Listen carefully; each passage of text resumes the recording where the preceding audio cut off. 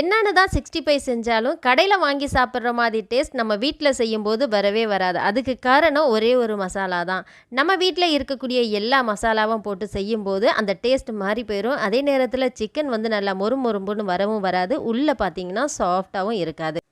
Hotel master சொன்ன ரகசியம் தான் இது. அது என்ன மசாலா, அது எப்படி செய்கிறதுன்னு பார்க்கலாம் வாங்க. Welcome to Salka's kitchen. நான் வந்து ஒரு 1/2 கிலோ அளவுக்கு பெரிய பெரிய பீசஸாக கட் பண்ணி நான் சிக்கன் எடுத்து வச்சுருக்கேன். நல்லா கழுவி சுத்தம் பண்ணிட்டேன்.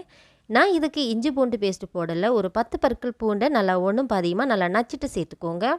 இப்போ நான் சொன்ன இந்த மசாலாவை சேர்த்துக்கோங்க. உப்பு எதுவுமே கண்டிப்பாக சேர்க்கக்கூடாது. இந்த மசாலாவோட நேம் என்னங்கிறத லாஸ்ட்டில் சொல்லியிருக்கேன். வீடியோவை ஸ்கிப் பண்ணாமல் பாருங்கள், அப்போ தான் உங்களுக்கு புரியும்.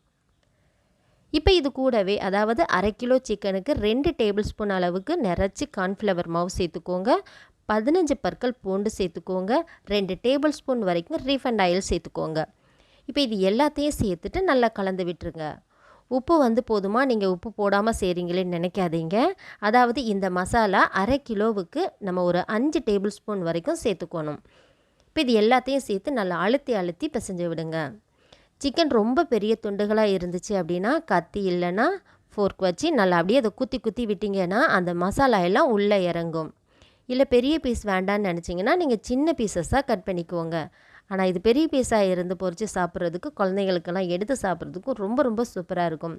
இந்த மாதிரி மசாலா எல்லாமே தடவினதுக்கு அப்புறமா ஒரு 15 நிமிஷத்துக்கு இதை அப்படியே ரெஸ்ட் எடுக்க விட்டுருங்க.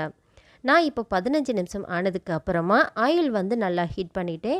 எனக்கு தேவையான ரசம் வந்து நான் வச்சுருக்கேன். இந்த ரசம் வீடியோலாம் நம்ம சேனலில் இருக்குது, செக் பண்ணி பார்த்துக்கோங்க. இப்போ ஆயில் வந்து நல்லா ஹீட் ஆயிருச்சு. ஆயில் நல்லா ஹீட் ஆனதுமே நல்லா எல்லா சிக்கனையும் போட்டுக்கோங்க. அதாவது எந்த அளவுக்கு உங்களுக்கு போட முடியுமோ அவ்வளோதுக்கு போட்டதுக்கு அப்புறமா கரண்டியை வச்சு தனித்தனியாக எடுத்து விடுங்க. ஆனால் இது ஒன்றோட ஒன்று ஒட்டாது, அப்படியே நல்லா திருப்பி விடுங்க. அடுப்பை வந்து நம்ம எப்போவுமே ஒரு நார்மலான ஹீட்டில் வச்சுக்கோங்க. நம்ம உள்ள சிக்கன் பீஸுகளை ஆயிலில் போடும்போது கொஞ்சம் ஹையில் வச்சுக்கோங்க. அதுக்கப்புறமா நல்லா சிம்மில் வச்சு குக் பண்ணுங்கள். அப்படி குக் பண்ணும்போது என்ன ஆகும்னா மேலே நல்லா மொறுமொறுன்னு உள்ளே நல்லா சாஃப்டாகவும் வரும். இப்போ இது எல்லாத்தையும் இந்த மாதிரி கலந்து விட்டுட்டு 2 பக்கமும் நல்லா திருப்பி திருப்பி வந்து நல்லா மொறுமொறுப்பாக வர்ற வரைக்கும் நீங்கள் பொரித்து எடுத்துக்கோங்க. அவ்வளோதான், சூப்பரான மொறுமொறுன்னு நமக்கு ரெடி ஆயிருச்சு. இப்போ நம்ம ஆயில் எல்லாத்தையும் வடிகட்டிட்டு ஒரு தட்டுக்கு மாற்றிக்கலாம்.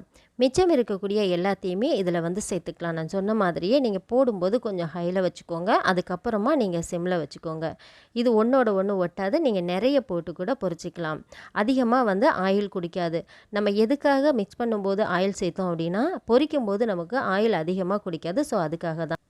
இப்போ நம்ம எல்லாத்தையுமே பொரித்து எடுத்தாச்சு. நான் ஓப்பன் பண்ணி காட்டுறேன் பாருங்கள். மேலே நல்லா நமக்கு மொறுமொறுன்னு இருக்குது. உள்ளே பார்த்தீங்கன்னா சாஃப்டாக அப்படியே பார்க்கும்போது வெள்ளை கலரில் சூப்பராக இருக்குது. நான் இது கூட சேர்த்துருக்க masala chicken chilli masala. Chicken 65 masala சேர்க்காதீங்க. சிக்கன் சில்லி மசாலா சேர்த்து நீங்கள் இந்த மாதிரி செஞ்சு பாருங்கள். ரொம்ப ரொம்ப சூப்பராக வரும். அதாவது 1/2 கிலோவுக்கு 5 டேபிள் ஸ்பூன் வரைக்கும் நிறச்சி சேருங்க. கண்டிப்பாக இந்த வீடியோ உங்கள் எல்லாருக்கும் யூஸ்ஃபுல்லாக இருக்கும்னு நினைக்கிறேன். பிடிச்சிருந்தா லைக் அண்ட் ஷேர் பண்ணிவிட்டு தொடர்ந்து சல்காஸ் கிச்சன் சேனலுக்கு உங்களுடைய ஆதரவு கொடுங்க. பாய்.